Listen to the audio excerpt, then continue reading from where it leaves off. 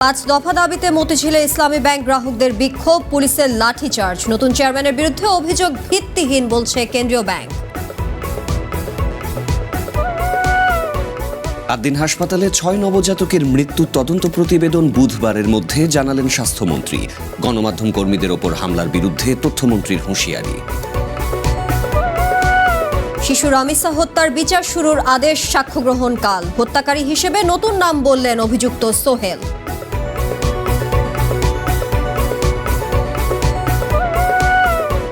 রাজধানীর মোহাম্মদপুরে অপরাধ জগতে নিয়ন্ত্রণ নিতে মরিয়া শীর্ষ সন্ত্রাসীরা, পুলিশের বিরুদ্ধে সুবিধা নেয়ার অভিযোগ।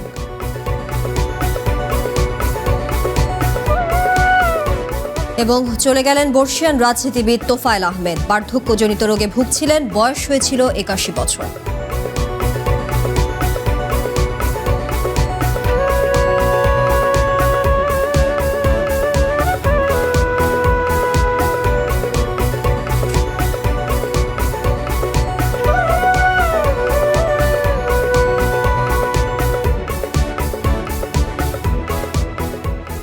স্বাগত সন্ধ্যার বুলেটিনে, আমি তানিয়া হারুন এবং আমি সাফাত বিন ফরিদ। শুনছিলেন শিরোনাম, এবার পুরো খবর। বাংলাদেশ ব্যাংকের গভর্নরের পদত্যাগ ও ইসলামী ব্যাংকের চেয়ারম্যানের অপসারণ সহ ৫ দফা দাবিতে আন্দোলন চালিয়ে যাওয়ার ঘোষণা দিয়েছে ইসলামী ব্যাংক সচেতন গ্রাহক ফোরাম। দিনভর পুলিশের সাথে ধাওয়া পাল্টা ধাওয়া শেষে আসে এই ঘোষণা। এর আগে ইসলামী ব্যাংকের নতুন চেয়ারম্যানের যোগদানকে কেন্দ্র করে সকাল থেকেই রণক্ষেত্রে পরিণত হয় রাজধানীর মতিঝিল এলাকা। বিক্ষোভকারীদের ছত্রভঙ্গ করতে সাউন্ড গ্রেনেড, টিয়ার গ্যাস ও জল কামান ব্যবহার করে পুলিশ। তবে কেন্দ্রীয় ব্যাংক জানিয়েছে নতুন চেয়ারম্যানকে সরানো হবে না। সকাল ৮:৪৫ মতিঝিলের ব্যাংকপাড়ায় তখন টানটান উত্তেজনা। ইসলামী ব্যাংকের প্রধান কার্যালয়ের সামনে অবস্থান নেন বিপুল সংখ্যক গ্রাহক ও আন্দোলনকারী। উদ্দেশ্য নতুন চেয়ারম্যান খুরশিদ আলমের যোগদান প্রতিহত করা। বিক্ষোভের এক পর্যায়ে পুলিশ আন্দোলনকারীদের সরিয়ে দিতে চাইলে শুরু হয় সংঘাত। দফায় দফায় ধাওয়া পাল্টা ধাওয়া আর পুলিশের লাঠিচার্জে মুহূর্তেই রণক্ষেত্রে পরিণত হয় পুরো এলাকা। আতঙ্ক ছড়িয়ে পড়ে চারিদিকে, থমকে যায় মতিঝিলের সব ধরনের যান চলাচল। পুলিশের দাবি, বারবার অনুরোধ করার পরও রাস্তা না ছাড়ায় তারা কঠোর হতে বাধ্য হয়েছেন। আমরা তাদেরকে বারবার রিকোয়েস্ট করেছি সরে যাওয়ার জন্য। না সরে যাওয়ার পরে আমরা ওয়াটার ক্যানন থেকে আমরা পানি নিক্ষেপ করেছি এবং সাউন্ড গ্রেনেড দিয়ে এখানে একটা স্বস্তিকর একটা পরিবেশ তৈরি করেছি। পুলিশের পক্ষ থেকে শৃঙ্খলার কথা বলা হলেও ভুক্তভোগীদের অভিযোগ ভিন্ন। পুলিশের লাঠিচার্জে আহত হয়েছেন অনেকে। আমাদের উপর আজকে অতর্কিত হামলা করেছে। ইসলামী ব্যাংকে এমন নিয়োগ দেখ যেন বিতর্কিত লোক না হয় আর কি। শেখ সাহেবের দোষক খুরশিদ আলমকে নিয়োগ দেওয়া হয়েছে, তাকে অবিলম্বে চেয়ারম্যান পদ থেকে অপসারণ করতে হবে। এদিকে এই বিশৃঙ্খল পরিস্থিতির মধ্যে বাংলাদেশ ব্যাংকের গভর্নরের পদত্যাগ এবং নতুন চেয়ারম্যান খুরশিদ আলমের তাৎক্ষণিক অপসারণ সহ ৫ দফা দাবি উত্থাপন করে ইসলামী ব্যাংকের গ্রাহক ফোরামের পক্ষ থেকে। ওমর ফারুক খানকে আমরা পুনর্বহাল চাচ্ছি। একই সাথে এস আলমের যে শেয়ার আছে সেই শেয়ারগুলো নগদায়ন করার মাধ্যমে তার কাছ থেকে ব্যাংকের মালিকানা ফিরে এনে যারা ইসলামী ব্যাংকের প্রকৃত মালিক ছিলেন তাদের কাছে যাতে করে এই ব্যাংকের মালিকানা হস্তান্তর করা হয়। ইসলামী ব্যাংকের চেয়ারম্যান নিয়োগের সিদ্ধান্ত সঠিক। রাজনৈতিক কারণ থেকে ব্যাংক খাত রক্ষায় এই সিদ্ধান্ত নেওয়া হয়েছে বলে জানায় বাংলাদেশ ব্যাংক। চেয়ারম্যান নিয়োগদান কারণে ব্যাংকের মধ্যে একটি রাজনৈতিক গ্রুপের মধ্যে কিছুটা অসন্তোষ থাকছে। এই অসন্তোষ প্রমাণ করে দেয়, এক নম্বর হচ্ছে চেয়ারম্যান নিয়োগের বাংলাদেশ ব্যাংকের সিদ্ধান্তটা সঠিক। নাম্বার 2, ইসলামী ব্যাংক একটি রাজনৈতিক দলের অঙ্গ সংগঠনের রূপ নিয়েছিল, মানুষের এই ধারণাটাও সঠিক। এদিকে ব্যাংকটির শীর্ষ নেতৃত্বে পরিবর্তন এবং লুট হওয়া অর্থ ফেরতের দাবি পূরণ না হওয়া পর্যন্ত আন্দোলন চালিয়ে যাবার ঘোষণা দিয়েছে আন্দোলনকারীরা। মিনা ফেরদাউস, ওয়ান নিউজ, ঢাকা। পার্বত্য চট্টগ্রাম বিষয়ক মন্ত্রী অ্যাডভোকেট দীপেন দেওয়ান পদত্যাগ করেছেন। দুপুরে প্রধানমন্ত্রী তারেক রহমানের কাছে আনুষ্ঠানিক পদত্যাগপত্র জমা দেন তিনি। পদত্যাগপত্রে দীপেন দেওয়ান তার শারীরিক অসুস্থতার কথা উল্লেখ করেছেন। ৬৩ বছর বয়সী দীপেন দেওয়ান ত্রয়োদশ সংসদ নির্বাচনে রাঙ্গামাটি আসনে বিএনপির প্রার্থী হন। প্রথমবার সংসদ সদস্য হয়েই তিনি মন্ত্রী হন। তার বাবা সুবিমল দেওয়ান সাবেক রাষ্ট্রপতি জিয়াউর রহমানের উপজাতি বিষয়ক উপদেষ্টা ছিলেন। প্রধানমন্ত্রী তারেক রহমানের মন্ত্রিসভা গঠনের পর এই প্রথম কোনো মন্ত্রী পদত্যাগ করলেন। গত ১৭ ফেব্রুয়ারি মন্ত্রিসভার সদস্য হিসেবে শপথ নেন দীপেন দেওয়ান।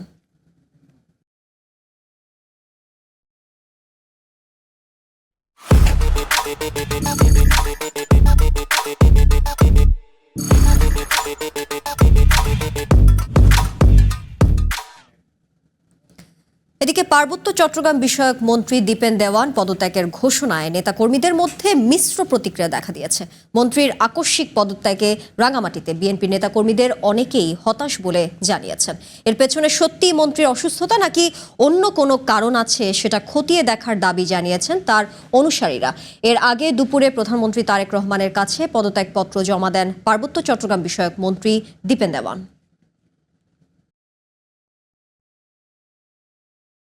স্বাস্থ্যগত কারণে আমি বিশ্বাস করতে চাই না।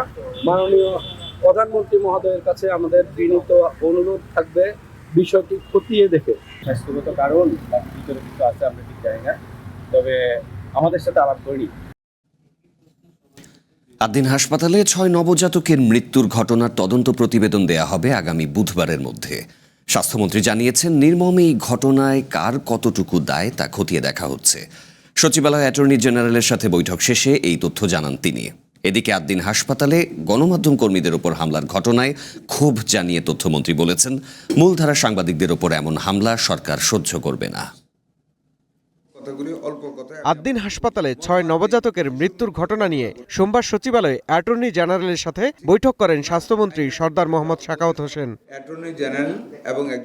বৈঠক শেষে অ্যাটর্নি জেনারেল জানান, এটি বাংলাদেশের ইতিহাসে নজিরবিহীন ঘটনা। প্রকৃত দায়ীদের চিহ্নিত করে তাদের বিরুদ্ধে আইনগত ব্যবস্থা গ্রহণ করা হবে। বাংলাদেশে তো এমন ঘটনা ঘটে নাই, এবং আমি প্রসঙ্গক্রমে এটাও বলেছি যে আজকে যদি একটি বাচ্চা যদি কোনো কারণে কোনো কর্তৃপক্ষের অবহেলার কারণে যদি মৃত্যুবরণ করতে এবং যদি উন্নত কোনো বিশ্ব হতো, তাহলে তো হোল দেশটাই ওদের প্লট হয়ে যেত। এবং আইনি ফাঁকফোকরের মাধ্যমে প্রকৃতপক্ষে যদি কেউ দোষী হিসেবে চিহ্নিত হন, তারা যেন কোনো পার না পান। স্বাস্থ্যমন্ত্রী জানান, ঘটনার প্রকৃত কারণ উদ্ঘাটনে ভুক্তভোগী পরিবারের সাথে কথা বলছে তদন্ত কমিটি। কি কারণে নির্মম এই ঘটনা তা খতিয়ে দেখা হচ্ছে। প্রতিবেদনটি আরও গতিশীল হওয়ার জন্য, আরও প্র্যাকটিক্যাল হওয়ার জন্য ওই বাচ্চাদের মায়েদের সাথে কথা বলা প্রয়োজন এবং তদন্ত হবে। 3 দিনের ভিতরে সেই তদন্ত রিপোর্ট 3 তারিখের মধ্যে দাখিল হবে। নবজাতক মৃত্যুর ঘটনার সংবাদ সংগ্রহে গিয়ে আদ্দিন হাসপাতালে কয়েক দফা হেনস্থার শিকার হন গণমাধ্যম কর্মীরা। তথ্যমন্ত্রী বলেন, এ ধরনের ঘটনায় সরকার জিরো টলারেন্স নীতি অনুসরণ করবে। গণমাধ্যমের উপরে বিচ্ছিন্ন বিক্ষিপ্ত কিছু আক্রমণের খবর পেয়েছি। মাননীয় প্রধানমন্ত্রীর স্পষ্ট নীতিমালা হচ্ছে, মূলধারার সকল গণমাধ্যমের পেশাগত দায়িত্ব পালনের ব্যাপারে সরকার সর্বোচ্চ সহযোগিতা অবলম্বন করবে। মূলধারার গণমাধ্যমের পেশা চর্চার ক্ষেত্রে কোনো ধরনের কোনো অনৈতিক বাধাকে মোকাবেলা করার ক্ষেত্রে জিরো টলারেন্সের নীতি অবলম্বন করব। সাংবাদিকদের নিরাপত্তা ও নিরাপদ কাজের পরিবেশ নিশ্চিত করতে সরকার বদ্ধপরিকর বলেও জানান তথ্যমন্ত্রী। একদম সরাসরি। শাহরিয়ার বাঁধন, ওয়ান নিউজ, ঢাকা। রাজধানীর পল্লবীতে শিশু রামিসা ধর্ষণ ও হত্যা মামলায় সোহেল রানা ও তার স্ত্রীর বিরুদ্ধে অভিযোগ গঠন করে বিচার শুরুর আদেশ দিয়েছে আদালত। আগামীকাল থেকেই শুরু হচ্ছে আলোচিত এই মামলার সাক্ষ্য গ্রহণ। তবে মামলার প্রধান অভিযুক্ত সোহেল রানার দাবি, রামিসাকে হত্যা করেছে ডলার নামের আরেকজন। সোমবার সকালে ঢাকা মহানগর দায়রা জজ আদালতে আনা হয় চাঞ্চল্যকর রামিসা হত্যাকাণ্ডের আসামি সোহেল রানা ও তার স্ত্রী স্বপ্না খাতুনকে। পরে পুলিশের কড়া নিরাপত্তায় তাদের এজলাসে তোলা হয়। অভিযোগ গঠনের শুনানিতে প্রথমে রাষ্ট্রপক্ষের বিশেষ পাবলিক প্রসিকিউটর আদালতে রামিসার সাথে ঘটা নৃশংস ঘটনার বর্ণনা তুলে ধরে অভিযোগ গঠনের প্রার্থনা জানান। এ সময় আসামি পক্ষে রাষ্ট্রনিযুক্ত আইনজীবী আসামিদের নির্দোষ দাবি করেন। পরে আসামিদের বিরুদ্ধে অভিযোগ গঠনের আদেশ দেন ঢাকা মহানগর শিশু সহিংসতা দমন ট্রাইব্যুনালের বিচারক। মাননীয় ট্রাইব্যুনাল এই সাবমিশনে সন্তুষ্ট হয়ে আগামীকাল রাষ্ট্রপক্ষে সাক্ষী উপস্থাপনের জন্য নির্দেশ দিয়েছেন সংশ্লিষ্ট কর্তৃপক্ষকে, এবং একই সাথে আগামীকাল থেকে এই মামলার সাক্ষ্য গ্রহণ প্রক্রিয়া একটানা চলিতে থাকিবে। আদালতে তোলার সময় রামিসা হত্যায় অভিযুক্ত সোহেল রানা নিজেকে নির্দোষ দাবি করে বলেন, ডলার নামের একজন রামিসাকে হত্যা করেছে। যদিও আসামি নিজেকে বাঁচানোর উদ্দেশ্যে বিভিন্ন সময় নানানজনকে জড়িয়ে বিভ্রান্তিমূলক বক্তব্য দিচ্ছেন বলে জানান পাবলিক প্রসিকিউটর। এদিকে ন্যায় বিচার চেয়েছেন আসামি পক্ষের রাষ্ট্রনিযুক্ত আইনজীবী। আসামিরা বিভিন্ন সময় বিভিন্ন ধরনের কথা বলে আদালত থেকে অনুকম্পা পাওয়ার জন্য এবং মামলার গতিবিধিকে ভিন্ন জায়গাতে প্রবাহিত করার জন্য অনেক সময় আসামিরা কিছু বলতে চায়। কিন্তু এটা দ্রষ্টব্যের বিষয় নয়। আমাদের বক্তব্য আসলে বিজ্ঞ আদালত এই পর্যায়ে হয়তো আমলে নেয় নাই, আমরা সাক্ষ্য প্রমাণে সেটা নিয়ে বিচার পাবো। এই মামলায় রামিসার বাবা মা, বোন, চাচা চাচি, প্রতিবেশী ও পুলিশের 6 সদস্য সহ 18 জনের সাক্ষ্য দেওয়ার কথা রয়েছে। বাংলাদেশের নারী ও শিশু নির্যাতন দমন আইনে 180 কার্যদিবসের মধ্যেই মামলা নিষ্পত্তি করতে হয়। Rakibul Rahat, one news, Dhaka. রামিসা হত্যার বিচারে সরকারের প্রতিশ্রুতি শতভাগ বাস্তবায়ন হবে বলে আশা করছেন বিরোধী দলীয় নেতা ও জামায়াতের আমির ডাক্তার শফিকুর রহমান। বিকেলে জাতীয় হৃদরোগ ইনস্টিটিউটে রামিসার বাবা মায়ের সাথে সাক্ষাৎ শেষে সাংবাদিকদেরকে তিনি বলেছেন, বিচারের নামে অবিচার ও দীর্ঘসূত্রতার কারণে দেশে অন্যায় অপরাধ বেড়েই চলেছে।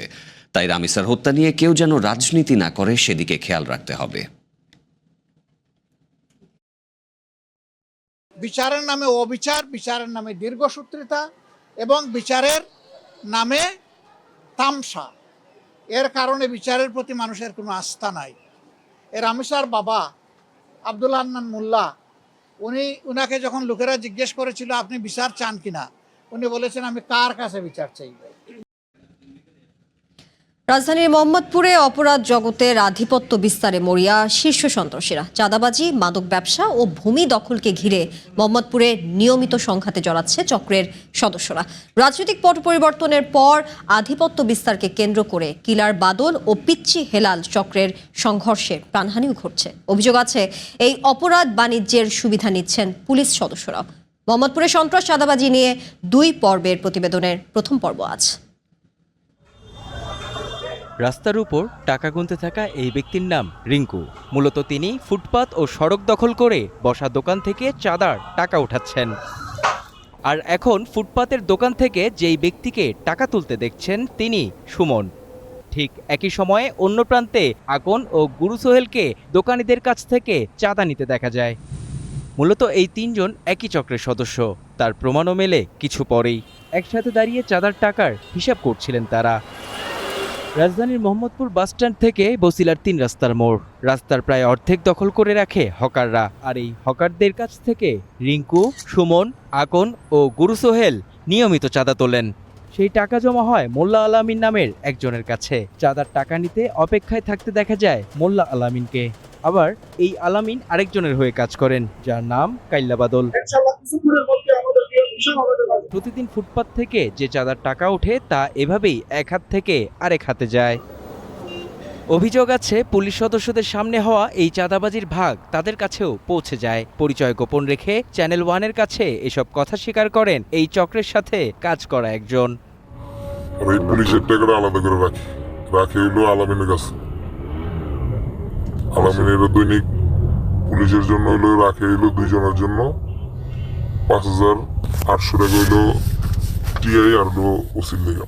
পুরের মানুষ শুধু একটা কথা বলে, আমরা বক্তব্য দিতাম, আমরা মানুষের সাথে সামনে কথা কইতাম, কিন্তু আমাদের চাঁদা নেই, আমগুলো পুলিশের লড়াই না। যখন আমরা বক্তব্য দিব তখন তো পুলিশে আমগুলো উঠে দিব, তো আমগুলো লাভ হইলে কি, তাহলে আমরা 200 টাকা দোকানদারি করেই ভালো। মোহাম্মদপুর বাসস্ট্যান্ড 3 রাস্তার মোড় চাঁদ উদ্যান হাউজিং লিমিটেডের একাংশ নিয়ন্ত্রণ করত কিলার বাদলের সহযোগী গ্যারেজ সোহেল ও মোল্লা কাউসার। আর নবীননগর হাউজিং ঢাকা উদ্যান এলাকার নিয়ন্ত্রণ এখনও এক্সেল বাবুর হাতের মুঠোয়। 40 ফিট থেকে বসিলার দখল রয়েছে লাইনম্যান নবী হত্যায় জামিন থাকা মাহির হাতে। 5 আগস্টের আগে রায়ের বাজার এলাকার নিয়ন্ত্রণ ছিল পিচ্চি হেলালের সহযোগী অ্যালেক্স সিমন গ্রুপের হাতে। জাহিদ মোরল, কিলার পাপ্পু, মান্নান হোসেন শাহিন ও কাইল্লা বাদল শীর্ষ সন্ত্রাসী হেলালের হয়ে এলাকা নিয়ন্ত্রণ করে। রাজনীতিকে ঢাল বানিয়ে চলছে এসব সন্ত্রাসী কার্যক্রম। বিএনপির আনুগত্য পেতে গত জাতীয় সংসদ নির্বাচনে প্রচারণা চালাতে দেখা গেছে কাইল্লা বাদলকে। দলে পদ পেতেও চালাচ্ছেন জোর চেষ্টা।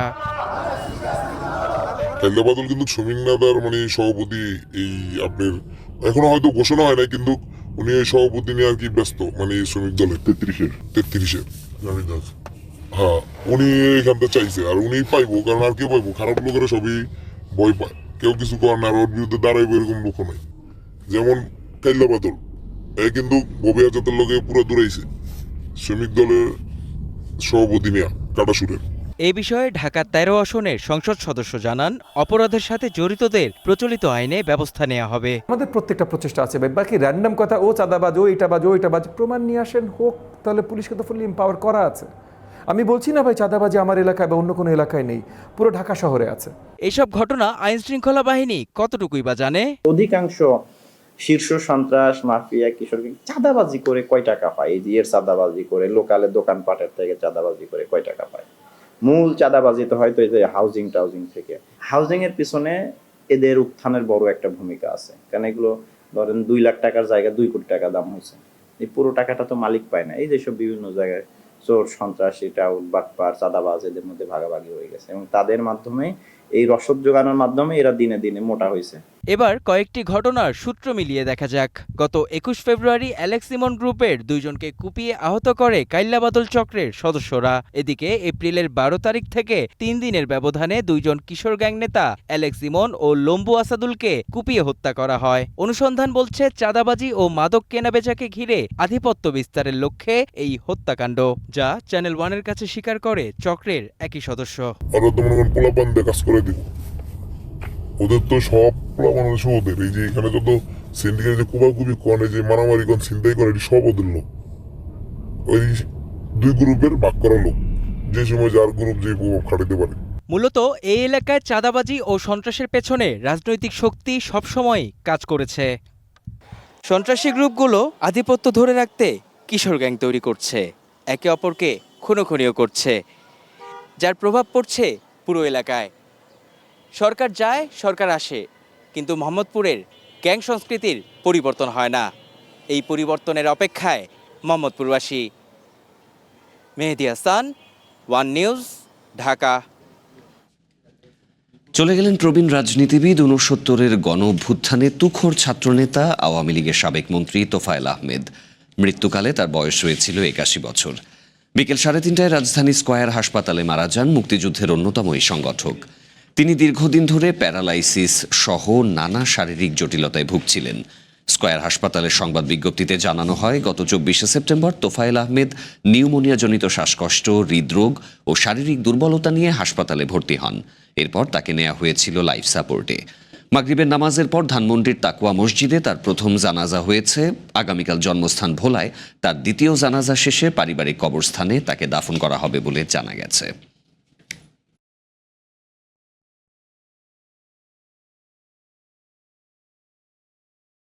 যে উনি মানুষকে উপকার করে কোনোদিন সেটা বাইরে প্রকাশ করতেন না। বুকে ফুসফুসে পানি জমছিল, তখন আবার ইনসেন্টিভ কেড়ে নিয়ে গেছে, ওইখানেই ছিল আর ওইখানেই সে মারা গেছে। উনি সম্মুখ সারির যোদ্ধা ছিলেন মুক্তিযুদ্ধ থেকে আরম্ভ করে। আমরা আশা করি এবং দাবি করছি স্পিকার সহ সরকারের কাছে ওনার একটা জানাজা যেন সংসদের দক্ষিণ প্লাজায় অনুষ্ঠিত হয়। সন্ধ্যার বুলেটিনে বিরতি নিচ্ছি, ফিরে এসে আরও যা থাকছে। ব্রাহ্মণবাড়িয়ায় সিনেমার প্রদর্শনী বন্ধের প্রতিবাদে মানববন্ধন, কঠোরভাবে মব নিয়ন্ত্রণ করার দাবি মাহদি আমিনের। আবারও স্বাগত সন্ধ্যার বুলেটিনে। যাচ্ছি পরের খবরে। ব্রাহ্মণবাড়িয়ায় কওমি মাদ্রাসার শিক্ষার্থীদের বাধার মুখে বনলতা এক্সপ্রেস সিনেমার প্রদর্শনী বন্ধের প্রতিবাদে মানববন্ধন ও প্রতিবাদ কর্মসূচি অনুষ্ঠিত হয়েছে। বিকেলে সরাইল উপজেলার শাহবাজপুরে ঢাকা সিলেট মহাসড়কের পাশে ব্রাহ্মণবাড়িয়ার সর্বস্তরের জনগণের ব্যানারে এই কর্মসূচিটি পালিত হয়। মানববন্ধনে ব্রাহ্মণবাড়িয়া 2 আসনের সংসদ সদস্য ব্যারিস্টার রুমিন ফারহানা বলেছেন, বাংলাদেশকে যারা মৌলবাদী রাষ্ট্র হিসেবে বিশ্বের কাছে পরিচিত করতে চায়, তারাই ব্রাহ্মণবাড়িয়ায় সিনেমার প্রদর্শনী বন্ধ করেছে। মানববন্ধনে বিভিন্ন শ্রেণী পেশার মানুষ অংশ নেন। তারা সাংস্কৃতিক কর্মকাণ্ড অবাধ পরিবেশ নিশ্চিত করার দাবি জানান। মানববন্ধন শেষে প্রতিবাদ মিছিল হয়। কেউ যদি বাংলাদেশের যে কোনো গণ আন্দোলনকে, জনতার আন্দোলনকে কুক্ষিগত করতে চায়, তার পরিণতি অতীতেও যেমন ভালো হয় নাই, ভবিষ্যতেও কিন্তু তার পরিণতি ভালো হবে না। যারা বাংলাদেশকে একটা মৌলবাদী রাষ্ট্র হিসেবে বিশ্বের কাছে পরিচিত করতে চায়, তারাই বাংলাদেশের এই সংস্কৃতির রাজধানী ব্রাহ্মণবাড়িয়াতে একটা সিনেমা, যেটা একেবারেই পরিবারের সকলকে নিয়ে দেখবার মতন একটি সিনেমা বনলতা এক্সপ্রেস, তার প্রদর্শনী বন্ধ করে দিয়েছে। এদিকে ব্রাহ্মণবাড়িয়ায় কওমি মাদ্রাসার শিক্ষার্থীদের হুমকির মুখে সিনেমা প্রদর্শনী বন্ধের মধ্য দিয়ে সরকার মৌলবাদের কাছে মাথা নত করল কিনা এমন প্রশ্নের জবাবে প্রধানমন্ত্রীর কার্যালয়ের মুখপাত্র মাহদি আমিন বলেছেন, সরকার যে কোনো সন্ত্রাসী কর্মকাণ্ড কঠোরভাবে নিয়ন্ত্রণ করছে। বিকালে ঈদুল আজহা ঘিরে সরকারের নেয়া 10টি পদক্ষেপের বিষয়ে সংবাদ সম্মেলনে সাংবাদিকদের প্রশ্নের জবাবে তিনি বলেন, মব সন্ত্রাসের মতো বিষয়ে কঠোর হাতে দমন করা হচ্ছে। মাহদি আমিন দাবি করেন, এবার অনেকটা স্বস্তি নিয়ে মানুষ ঈদ যাত্রা করতে পেরেছে। গত কয়েক বছরের তুলনায় সড়কে যানজট ও ভোগান্তি ছিল অনেক কম। প্রধানমন্ত্রীর হস্তক্ষেপে দ্রুততম সময়ে কোরবানির পশুর বর্জ্য অপসারণ করা সম্ভব হয়েছে বলেও উল্লেখ করেন মাহদি আমিন।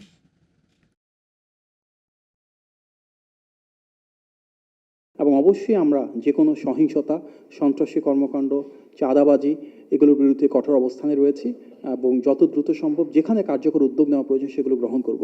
সুনির্দিষ্ট একটি বিষয় কথা হাইলাইট করা ঠিক হবে না আমার দিক থেকে, আমার কাছে সুবিস্তৃত তথ্য নেই। তবে ইন জেনারেল আমাদের সর্বোচ্চ আন্তরিকতা রয়েছে আইন শৃঙ্খলা পরিস্থিতিকে নিয়ন্ত্রণে রাখার জন্য, যতটা সম্ভব জনগণের আকাঙ্ক্ষার সাথে তাল মিলিয়ে একটা স্থিতিশীল অবস্থা রাখবার জন্য। এর আগে দেখতাম চাঁদাবাজি, নিরাপত্তাহীনতা, সেখান থেকে আমরা অনেকটুকু বেরিয়ে এসেছি। একটা সময় নির্দিষ্ট কিছু জায়গা ছিল যেগুলো ছিল সন্ত্রাসিত, অভয়ারণ্য, সেখানেও কিন্তু সরকার পরিকল্পিতভাবে অভিযান চালিয়েছে এবং সেখানকে সন্ত্রাসী মুক্ত করে জনগণের জন্য উন্মুক্ত দুয়ার তৈরি করেছে। দেশে মব কালচার তৈরি করে একটি দলের বট বাহিনী গণতন্ত্র বিনাশী কাজ করছে বলে অভিযোগ করেছেন বিএনপি সিনিয়র যুগ্ম মহাসচিব রুহুল কবির রিজভী। তিনি বলেছেন, পুরনো ফ্যাসিবাদের উত্থান হলে এবং বিএনপিকে বেকায়দায় ফেললে ভয়াবহ পরিণতি হবে। দুপুরে রাজধানীর নয়াপল্টনে দলের কেন্দ্রীয় কার্যালয়ে রিজভী এসব কথা বলেন। এই মবের কারণে প্রায় 70 থেকে 75 জন লোক মারা গেছে মে মাসে। আজকে গণমাধ্যমে রিপোর্ট করে দেখুন এই মব কালচার কারা করছে। কোন দলের বট বাহিনী মব কালচারের পরিধি তৈরি করছে। এটা ভয়ঙ্কর, গণতন্ত্রের বিরুদ্ধে, এটা গণতন্ত্র বিনাশী একটি বিষয়।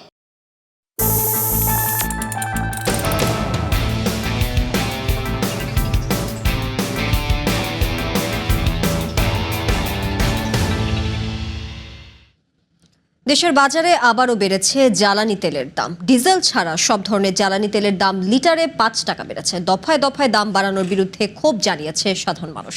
হঠাৎ দাম বাড়ায় বিপাকে পড়েছেন চাকরিজীবী ও মোটরসাইকেল আরোহীরা। আবারও বাড়ল পেট্রোল, কেরোসিন ও অকটেনের দাম। বারবার দাম বৃদ্ধির এই ধাক্কায় বিপাকে সাধারণ মানুষ। দেশের বিভিন্ন জেলায় পেট্রোল ও অকটেনের দাম বাড়ায় তীব্র ক্ষোভ প্রকাশ করেছেন মোটরসাইকেল আরোহী ও চাকরিজীবীরা।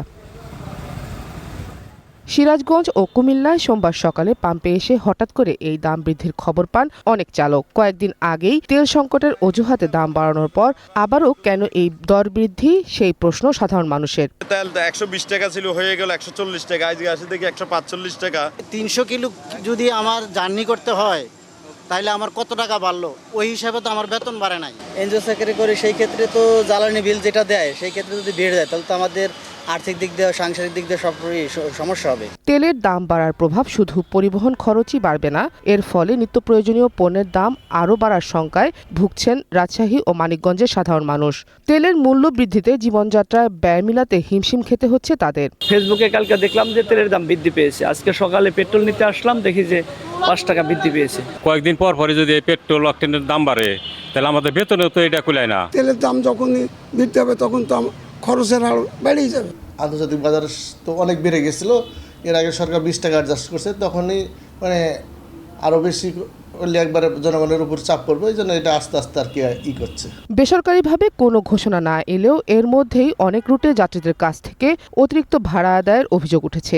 কোনো নির্দেশনা ছাড়াই পকেট কাটা যাচ্ছে সাধারণ যাত্রীদের। আমাদের সিরাজগঞ্জে যাইতাম 300 350 করে এখান থেকে, এখন হচ্ছে 500 550 600 করে মনে করেন যে যাওয়া লাগতেছে। একটা গাড়ি আপ ডাউন করলে থাকে 2000-2500 টাকা থাকে। 1500 টাকার তেল যদি বেশি লাগে তাহলে আমাদের আর মালিকের আমদানি পায় না, যার জন্য আমরা অনেক ক্ষতির মধ্যে আছি। জ্বালানি তেলের দাম বৃদ্ধিতে চরম ভোগান্তিতে পড়েছেন সাধারণ মানুষ। এই সংকট নিরসনে এখন সংশ্লিষ্ট কর্তৃপক্ষ কঠোর নজরদারি ও কার্যকর পদক্ষেপের অপেক্ষায় সাধারণ মানুষ। শেখনিকা সুলতানা, ওয়ান ন্যাশনাল ডেস্ক। এদিকে দাম বৃদ্ধিতে জ্বালানি প্রতিমন্ত্রী অনিন্দ ইসলাম অমিত দাবি করেছেন, সরকার বাধ্য হয়েই জ্বালানি তেলের দাম বাড়ানোর সিদ্ধান্ত নিয়েছে। তিনি বলেছেন, বৈশ্বিক বাজারে তেলের দাম কমে এলে সরকারও দ্রুত সমন্বয়ের মাধ্যমে ভোক্তাদেরকে স্বস্তি দেওয়ার চেষ্টা করবে। একান্ত যখন উপায়হীন হবে সরকার, তখনই এই ধরনের অপ্রিয় কিছু সিদ্ধান্ত হয়তো বা সরকারকে নিতে বাধ্য হতে হবে। তো মিডল ইস্টের ক্রাইসিসের কারণে এই ধরনের বাস্তবতা এসেছে এবং মূল যে ব্যাপারটা যে এইটাতে মূল আমাদের কনজামশন অর্থাৎ ডিজেল প্রায় 66%, এইটাকে কিন্তু এটার পেছনেই সবচেয়ে বেশি ভর্তুকি সরকারকে দেওয়া লাগে, কিন্তু তারপরে কিন্তু এটা আনটাচড। For what reason? সাধারণ মানুষ যেন কোনোভাবে এফেক্টেড না হন। এবং আমি খুব দায়িত্ব নিয়েই বলতে পারি, যদি গ্লোবাল প্রাইস মানে শার্পলি ডিক্লাইন করে, আমরাও খুব শার্পলি এটা অ্যাডজাস্ট করবার চেষ্টা করব। সন্ধ্যার বুলেটিনে আবারও নিচ্ছি বিরতি, ফিরে এসে আরও থাকছে। বিভিন্ন রোগে প্রতিদিন প্রায় 100 শিশুর মৃত্যু। হাম নিয়ে আতঙ্কিত হলে স্বাস্থ্য ব্যবস্থা ভেঙে পড়বে বলছেন বিশেষজ্ঞ চিকিৎসক। আবারও স্বাগত সন্ধ্যার বুলেটিনে। যাচ্ছি পরের খবরে। হাম ছাড়াও বিভিন্ন রোগে দেশে প্রতিদিন প্রায় 100 শিশুর মৃত্যু হয়, যাদের বয়স 0 থেকে 5 বছর। এমন তথ্য দিয়ে শিশু হাসপাতালের পরিচালক অধ্যাপক ডাক্তার মির্জা জিয়াউল ইসলাম বলেছেন, হাম নিয়ে আতঙ্কিত হলে স্বাস্থ্য ব্যবস্থা ভেঙে পড়বে। তিনি জানান, বর্তমানে শিশু হাসপাতালে সারা দেশের জটিল রোগীরা আসছে, যারা হাম ছাড়াও অন্যান্য রোগে আক্রান্ত।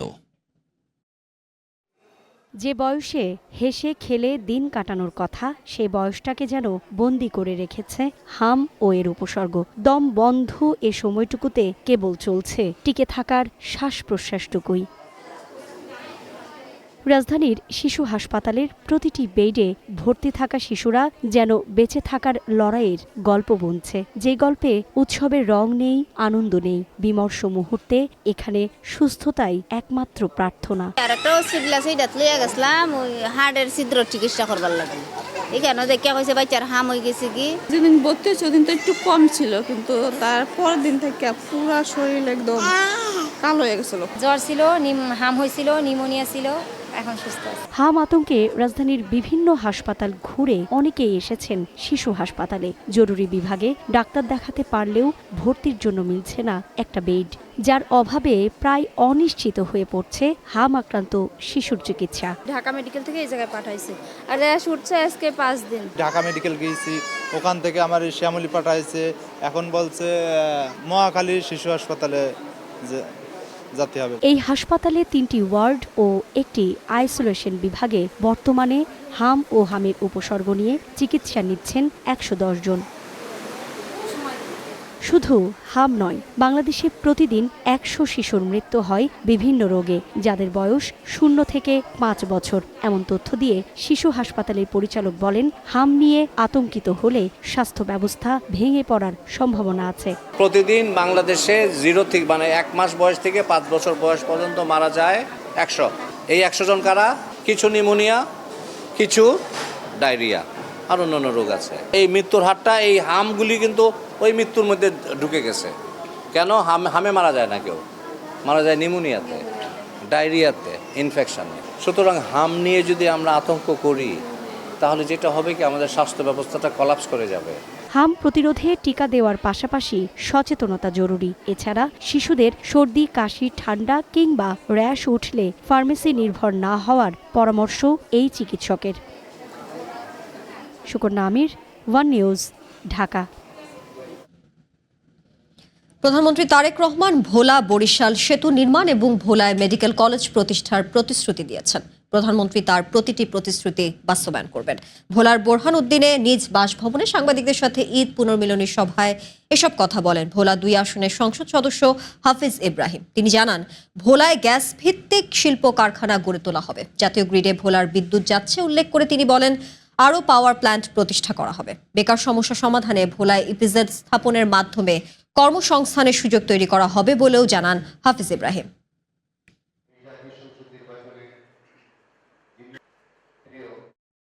প্রধানমন্ত্রীর প্রতিশ্রুতি তিনি এটা তার প্রতিটা প্রতিশ্রুতি তিনি বাস্তবায়ন করতে অঙ্গীকারবদ্ধ। যেমন আমি বলি, আপনারা ভোলাতে একটা ইপিজেড হচ্ছে, আপনারা জানেন। ভোলার 2টা ইউনিয়ন আর দৌলতখার একটা ইউনিয়ন নিয়ে এমপি হওয়ার পরে এই কাগজ পাইলাম, ইকবাল আইনা দিল। এই কাগজ নিয়ে দৌড়াদৌড়ি কইরা এইটা এখন বাস্তবায়নের মানে এই বাজেটের পরেই বাস্তবায়ন আরম্ভ হবে। 678 কোটি টাকা দিয়ে ওই প্রকল্পটা বাস্তবায়ন হইতে যাইতেছে।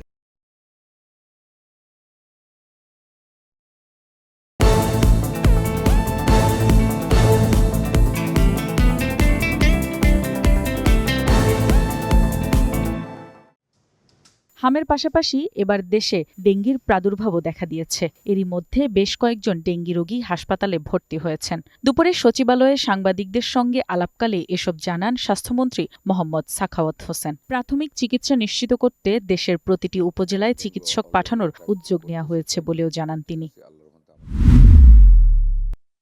আগামী বাজেট ব্যবসা ও বিনিয়োগ বান্ধব হবে বলে জানিয়েছেন বাণিজ্যমন্ত্রী খন্দকার আব্দুল মুক্তাদির। সকালে সচিবালয়ে সাংবাদিকদের তিনি কথা বলেন। মন্ত্রী জানান, দেশের ব্যবসা বাণিজ্য প্রসার, বিনিয়োগ বাড়ানো ও কর্মসংস্থান সৃষ্টির উপর গুরুত্ব দিয়েই নতুন বাজেট তৈরি হচ্ছে। ব্যবসায়ীদের জন্য সহায়ক পরিবেশ নিশ্চিত করতে সরকার বিভিন্ন পদক্ষেপ নিচ্ছে বলেও জানান তিনি। 7 দিনের ঈদের ছুটি শেষে আজ খুলেছে অফিস আদালত। ঢাকায় ফিরছেন মানুষ। রেল স্টেশন ও বাস টার্মিনালগুলোতে বেড়েছে যাত্রীদের ভিড়। ফিরতি যাত্রায় বাস চলাচল স্বাভাবিক থাকলেও কিছু ট্রেন বিলম্বে ছাড়ায় ভোগান্তিতে পড়তে হয়েছে তাদের। তবে যাত্রীরা বলছেন, ঈদ আনন্দ এবার কষ্টকে হার মানিয়েছে।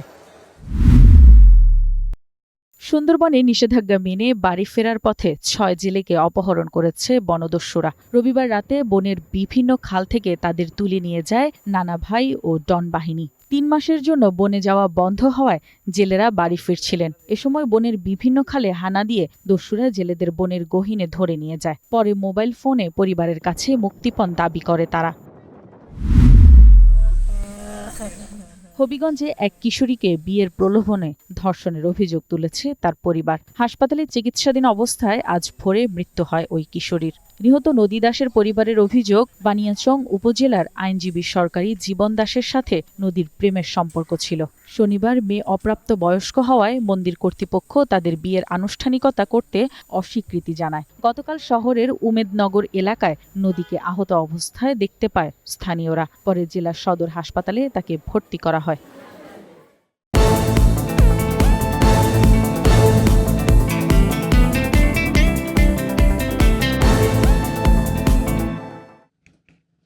সন্ধ্যার বুলেটিনে আবারও বিরতি নিচ্ছি।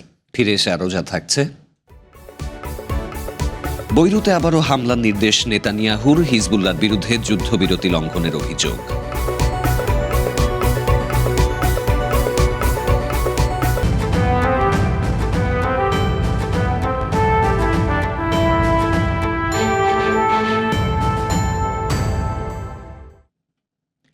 ভারতের প্রধানমন্ত্রী নরেন্দ্র মোদীর সাথে সাক্ষাৎ করেছেন মিয়ানমারের প্রেসিডেন্ট মিন অং লাইং।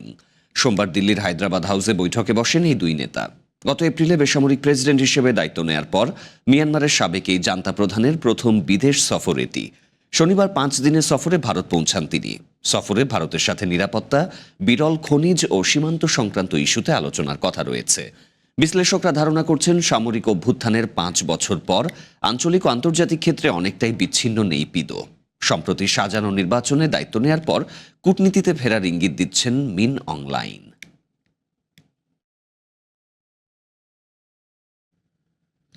পদত্যাগের গুঞ্জন নাকচ করে দিয়েছেন ইরানের প্রেসিডেন্ট মাসুদ পেজেশকিয়ান। লন্ডন ভিত্তিক সংবাদ মাধ্যম ইরান ইন্টারন্যাশনালে তার পদত্যাগের খবর প্রকাশের পর তিনি এই প্রতিক্রিয়া জানান। ইরানের আধা সরকারি বার্তা সংস্থা তাসনিম জানায়, মন্ত্রিসভার এক বৈঠকে প্রেসিডেন্ট পেজেশকিয়ান বলেন, যতদিন প্রাণ আছে ততদিনই দায়িত্ব পালন করবেন। তার কার্যালয় জানিয়েছে, তিনি স্বাভাবিকভাবে নির্বাহী ও সাংবিধানিক দায়িত্ব পালন করছেন। রাষ্ট্রীয় সূত্রগুলো এই গুঞ্জনকে বিদেশি গোয়েন্দা সংস্থার জাতীয় ঐক্য বিনষ্টের চেষ্টা বলে দাবি করেছে। এর আগে ইরান ইন্টারন্যাশনাল জানায়, আইআরজিসির প্রভাব বৃদ্ধি এবং যুদ্ধনীতি ও অর্থনীতি নিয়ে মতপার্থক্যের কারণে তিনি পদত্যাগপত্র জমা দিয়েছেন।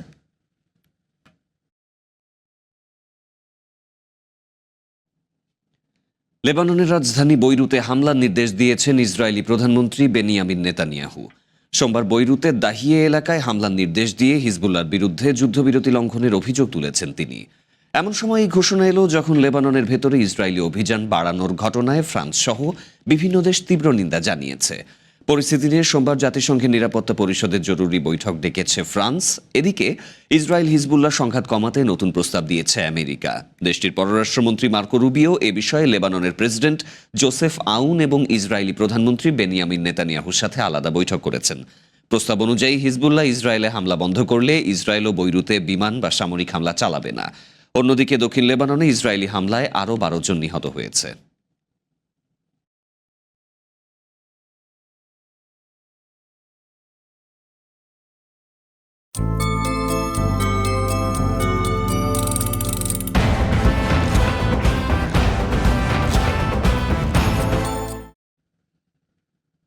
গ্রিসের আকাশে দেখা গেল বিরল এক মহাজাগতিক দৃশ্য। মে মাসের শেষ রাতে সাগর পাড়ের ঐতিহাসিক পোসাদাইন মন্দিরের কোল ঘেঁষে মস্ত বড় এক চাঁদ ওঠে। একই সাথে এটা বসন্ত শেষের বার্তাও দিয়ে গেছে। জ্যোতির্বিজ্ঞানীর ভাষায় এটাকে বলা হয় ব্লু মুন। ভূমধ্য সাগরের তীরে দাঁড়িয়ে রয়েছে প্রাচীন পোসাইডন মন্দির। এর পাথরের স্তম্ভগুলোর পেছন থেকে ধীরে ধীরে উঁকি দিচ্ছে বিশাল আকৃতির এক মায়াবী চাঁদ। গ্রিসের কেপ সুনিয়নের আকাশে রবিবার রাতে দেখা গেল মহাজাগতিক এই দৃশ্য। রূপালী চাঁদের আলোয় গ্রিক মন্দিরটি যেন এক রূপকথার নগরী। নামে ব্লু মুন হলেও নাসা জানিয়েছে চাঁদটি আসলে নীল নয়, বরং এটি ছিল এই বছরের অন্যতম ক্ষুদ্র চাঁদ। পৃথিবী থেকে সবচেয়ে দূরে থাকার কারণে একে কিছুটা ছোট দেখালেও এর আলোর দ্যুতিতে কোনো কমতি ছিল না। সাগরের বুকে চাঁদের আলোর ঝিলিক আর সেই আলোয় ভেসে যাওয়া পালতোলা নৌকা, সব মিলিয়ে সেখানে তৈরি হয়েছিল এক অপার্থিব পরিবেশ। সামিয়া জান্নাহ, ওয়ান ইন্টারন্যাশনাল ডেস্ক। সন্ধ্যার বুলেটিন শেষ করব, তার আগে শিরোনামগুলো মনে করিয়ে দিচ্ছে আরো একবার। 5 দফা দাবিতে মতিঝিলে ইসলামী ব্যাংক গ্রাহকদের বিক্ষোভ, পুলিশের লাঠিচার্জ। নতুন চেয়ারম্যানের বিরুদ্ধে অভিযোগ ভিত্তিহীন বলছে কেন্দ্রীয় ব্যাংক। আদ্দিন হাসপাতালে 6 নবজাতকের মৃত্যুর তদন্ত প্রতিবেদন বুধবারের মধ্যে জানালেন স্বাস্থ্যমন্ত্রী। গণমাধ্যম কর্মীদের ওপর হামলার বিরুদ্ধে তথ্যমন্ত্রীর হুঁশিয়ারি। শিশু রামিসা হত্যার বিচার শুরুর আদেশ, সাক্ষ্য গ্রহণ কাল। হত্যাকারী হিসেবে নতুন নাম বললেন অভিযুক্ত সোহেল।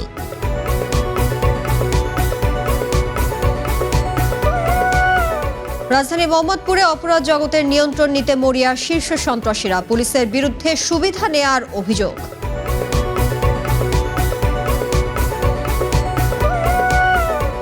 এবং চলে গেলেন বর্ষিয়ান রাজনীতিবিদ তোফায়েল আহমেদ। বার্ধক্যজনিত রোগে ভুগছিলেন, মৃত্যুকালে বয়স হয়েছিল 81 বছর।